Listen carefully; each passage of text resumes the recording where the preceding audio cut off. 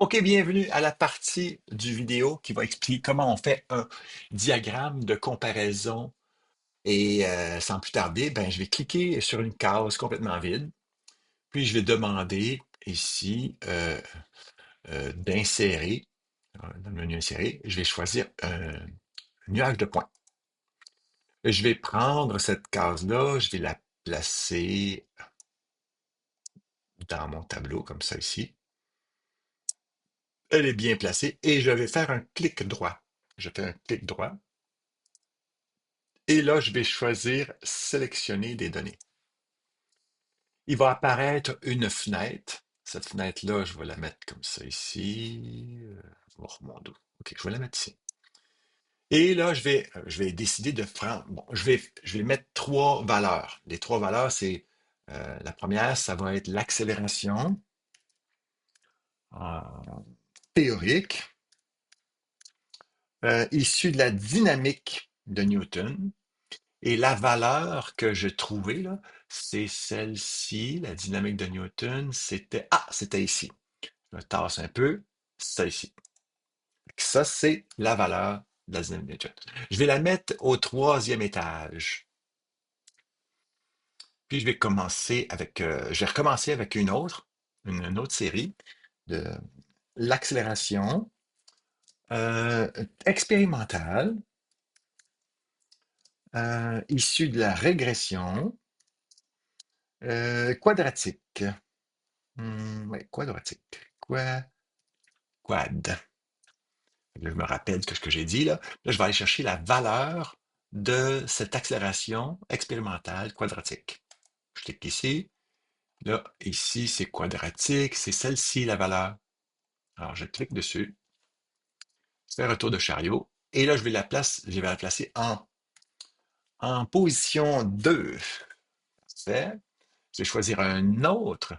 Je vais l'appeler cette valeur-là, accélération. Point expérimentale aussi, pour une régression affine. Ça, c'est mon graphique de la vitesse en fonction du temps. C'est une pente.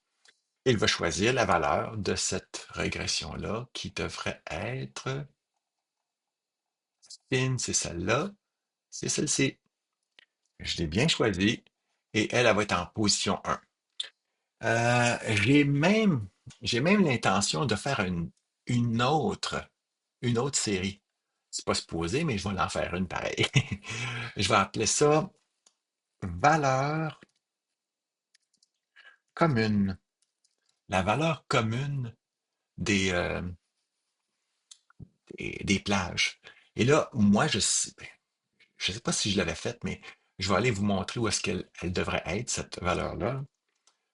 Je vais dire ça. Cette valeur-là, elle devrait être ici. C'est là la valeur commune, juste ici. La plage de valeur de est entre. C'est ça la valeur commune. Euh, et je vais choisir ici la quatrième position. Elle va être en haut, celle-là. Fait que je vais faire hey, OK, OK. Là, je vais être OK. Fait que là, je devrais avoir un graphique avec 4 points dedans. Oui, c'est ça, je l'ai. Maintenant, ici, ça, on avait dit quoi là, on avait dit que c'est la régression affine. Fait que ce que je vais faire, c'est que je vais ajouter une barre d'erreur, mais elle est en pourcentage, je ne veux pas l'avoir en pourcentage. Fait que double-cliquer ici, puis je vais changer ça pourcentage pour d'autres choses, puis je vais spécifier une valeur qui va être affine. Affine, c'est où mon affine? Elle est ici, mon affine, ça c'est mon graphique.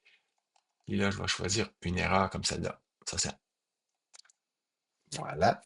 Choisis la même erreur en positif et négatif parce que c'est plus ou moins 0.013. Parfait. Fait que ça, plus ou moins 0.13. Je fais OK. Fait que j'ai fini pour lui.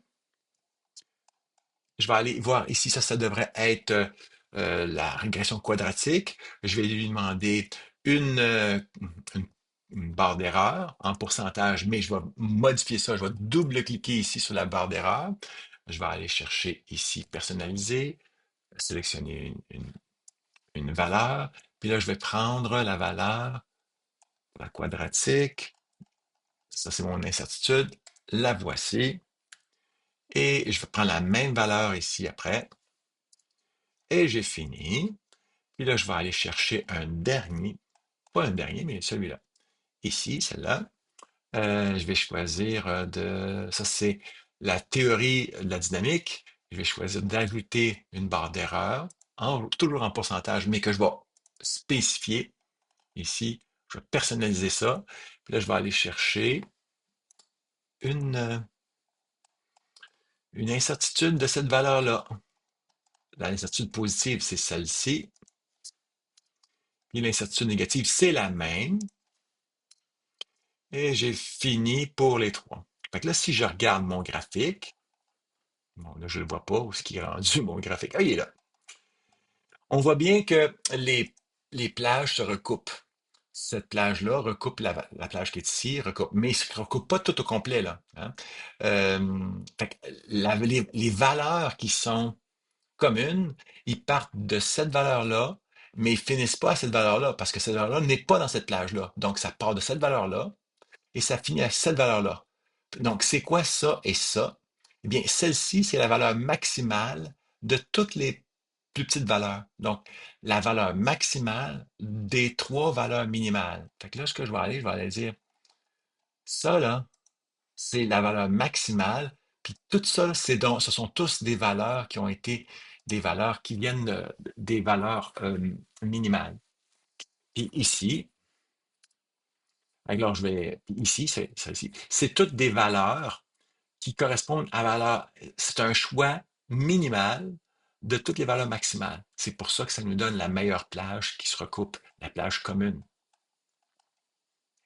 Là, comment je vais faire pour faire un diagramme à bande, là, un diagramme de plage? Ben, je vais simplement me baser sur le fait que quand j'ai une valeur minimale puis une valeur maximale, la moyenne, ça va être ça, mais l'étendue divisé par deux, ça va donner ça. Fait que ce que je vais prendre cette valeur-là comme étant la plage, pas la plage, mais la barre d'erreur. Fait que je vais aller ici, puis ça veut dire, toi, là, tu vas avoir une barre d'erreur. Cette barre d'erreur-là, elle va être égale à quoi? Là, je vais faire quoi? Je vais demander d'insérer quelque chose. Là, je vois que je suis sur l'accueil. Il faut que je clique là-dessus. Je vais aller voir création de graphique. Puis là, je vais aller choisir barre d'erreur, pourcentage. Je ne veux pas un pourcentage. Je veux quelque chose de plus personnalisé. Et je vais choisir une valeur. La valeur que je vais choisir, c'est celle que je veux te montrer tout à l'heure. C'est celle-ci. La voici. Et je vais prendre la même valeur ici. Et là, j'aurais complété un diagramme de chevauchement avec trois valeurs, mais celle qui est en haut va m'indiquer un chevauchement des valeurs communes. Là, je vais enlever ce titre-là. Comment je fais ça? Ben, je clique là-dessus, puis je fais Delete sur mon clavier.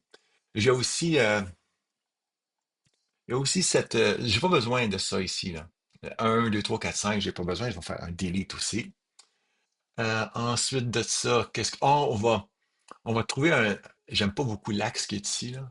Oh, mais il est correct. Je vais choisir un titre ici. Fait que ce que je vais demander d'ajouter un titre. Fait que je vais demander d'ajouter un titre à l'axe horizontal, puis je vais appeler ça, bon, je vais double-cliquer ici pour sélectionner tout le contenu de ce titre-là, et je vais marquer, pardon, valeur d'accélération. Et ça, c'est en mètres par seconde, ou en mètres par seconde carré, mais j'aime pas mettre des exposants en deux avec Excel, là, je trouve ça compliqué, mais ça va. Ensuite de ça, j'ai besoin aussi de mettre peut-être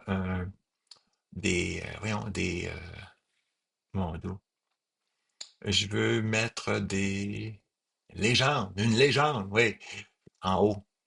Fait que je vais ajouter une légende, puis regardez, toutes mes valeurs que j'ai nommées, là, ils viennent s'afficher ici, c'est super. Fait que ça fait un très beau graphique, franchement, c'est réussi, là, ça. Ok. Fait que voilà, c'était comme ça qu'il fallait faire fallait construire un graphique. Voilà.